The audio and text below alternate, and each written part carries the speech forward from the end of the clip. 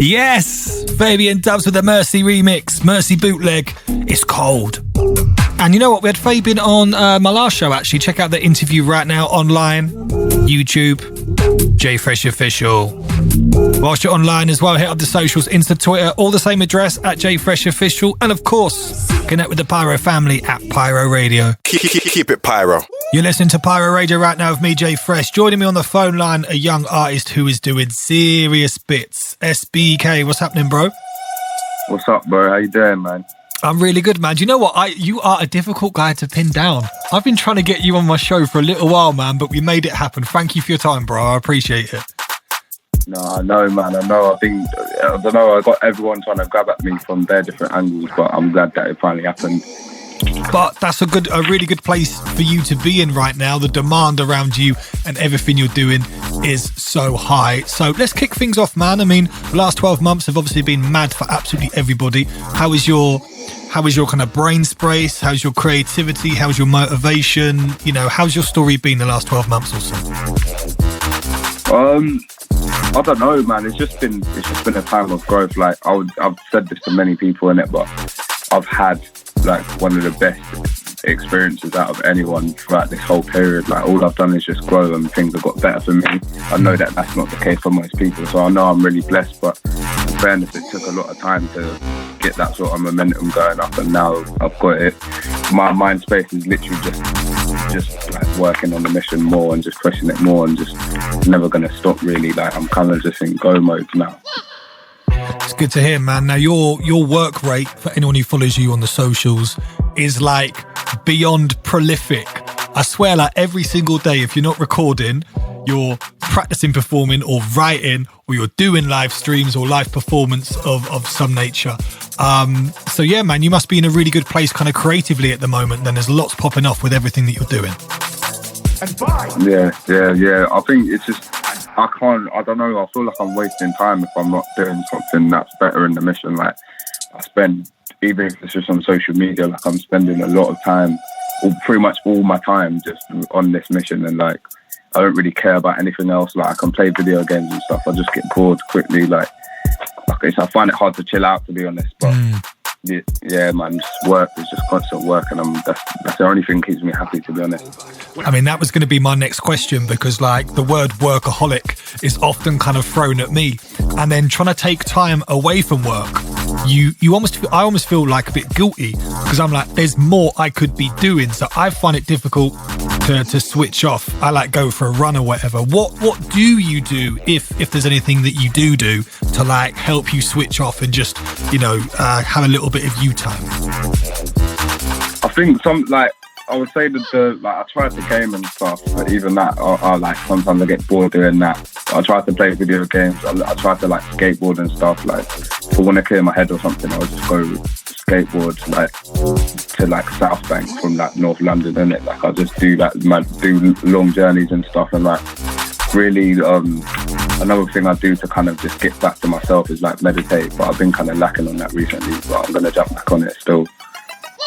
That's mad. I've never really considered meditation, but you touched there about skateboarding, and I've seen some of the bits you've been putting up online. What are the kind of tips you would give me if I was to start skateboarding? What are the do's and don'ts, man? Like you know what? If you might have seen a couple of clips in that, but bro, I'm still a beginner because I don't even really use skateboarding. Like I don't do like tricks and stuff when it comes to skateboarding. I kind of use it as a form of travel. But what I would say is just literally, if you want to learn to skateboard, it's not hard, fam. Like, you just got to get on it and just keep practicing every day. Just get comfortable on it, and then you get me? And also, there's a lot of friends.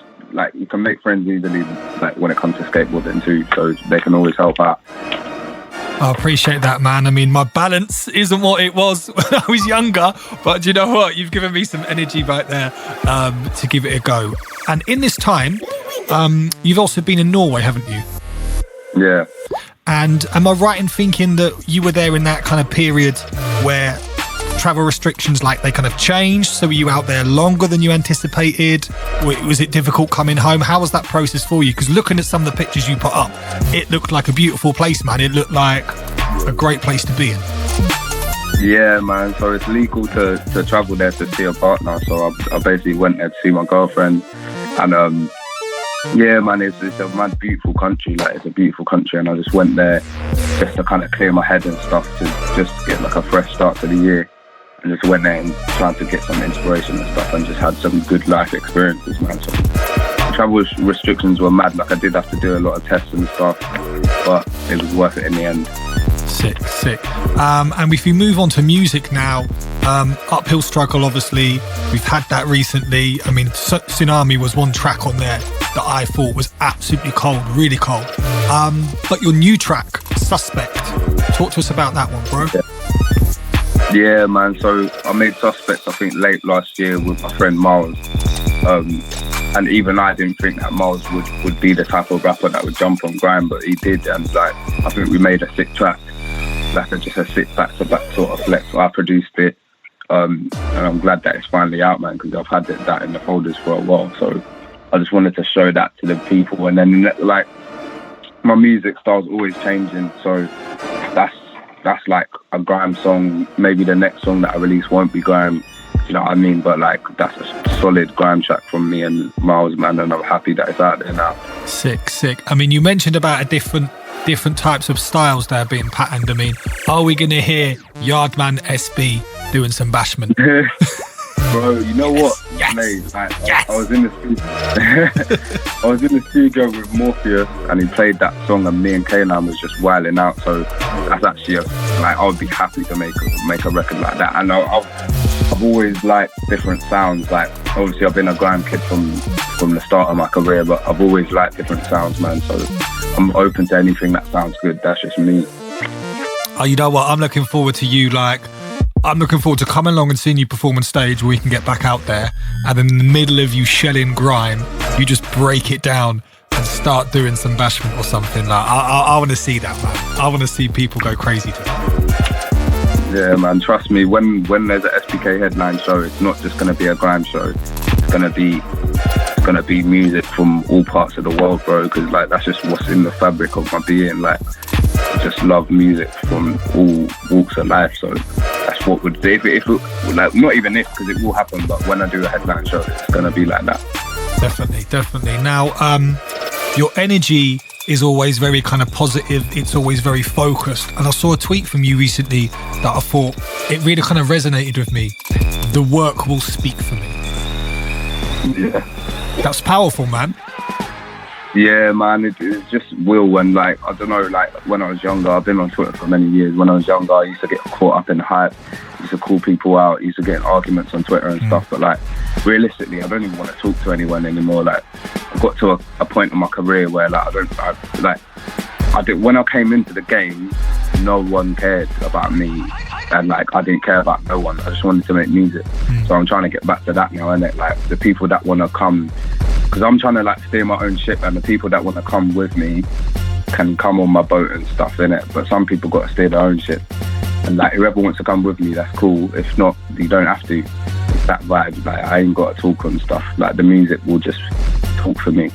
Yeah, definitely, man. I think that is such a balanced way of looking at things, because I have a similar outlook with what I do. Like, sometimes I produce tracks, people like them, fantastic. If they don't like them, then that's okay. We'll go this way, you go that way, and the journey will continue. Do you know what I mean? We'll keep pushing ahead and like doing our lane, our path, what we're supposed to be doing. That's not going to change, man.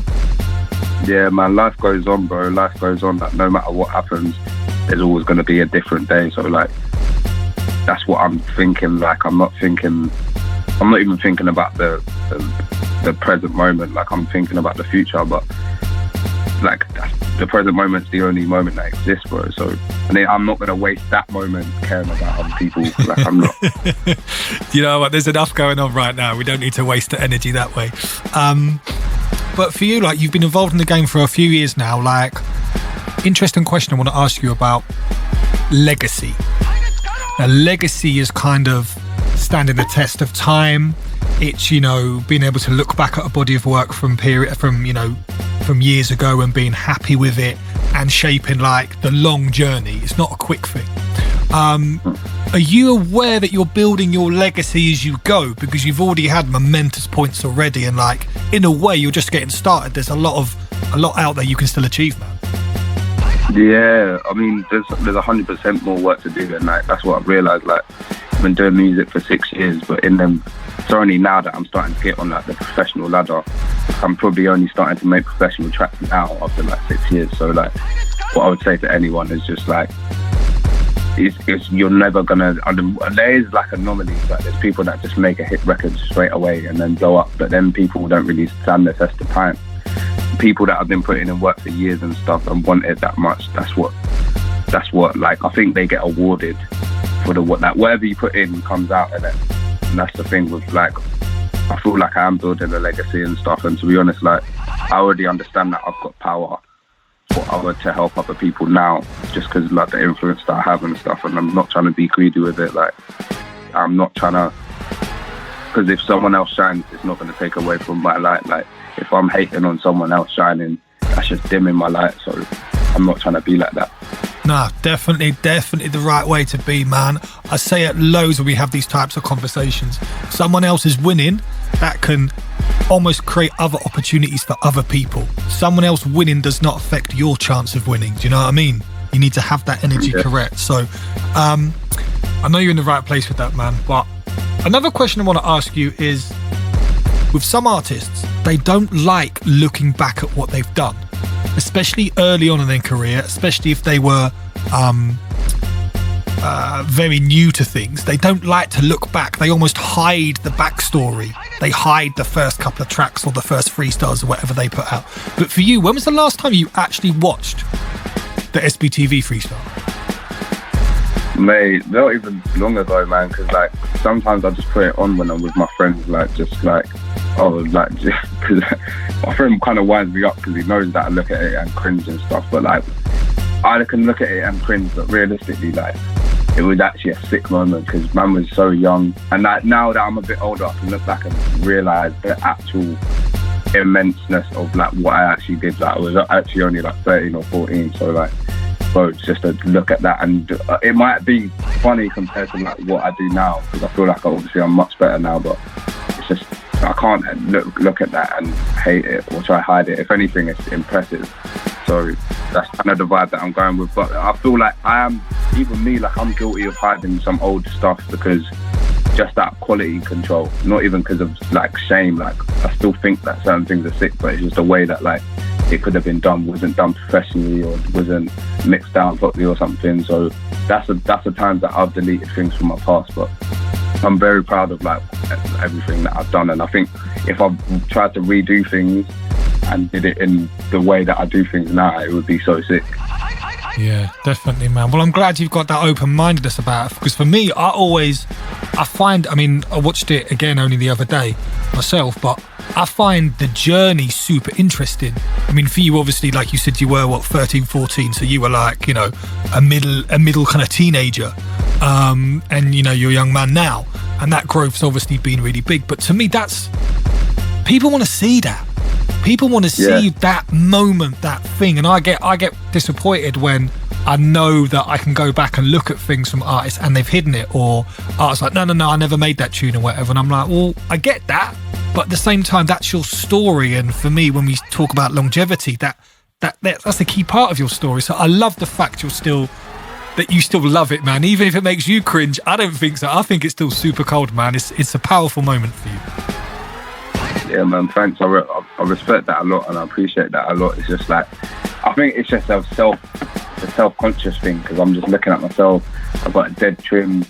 That's 14, bro. It's just funny, innit? But like, it's just funny to me, innit? To just because I feel like a different person now. You know what I mean? So that's what it is, man. No, that's really good. Well, listen, thank you so much for joining us here on Pyro today. Before you go, bro, please introduce your brand new track, and we will play it right here, right now.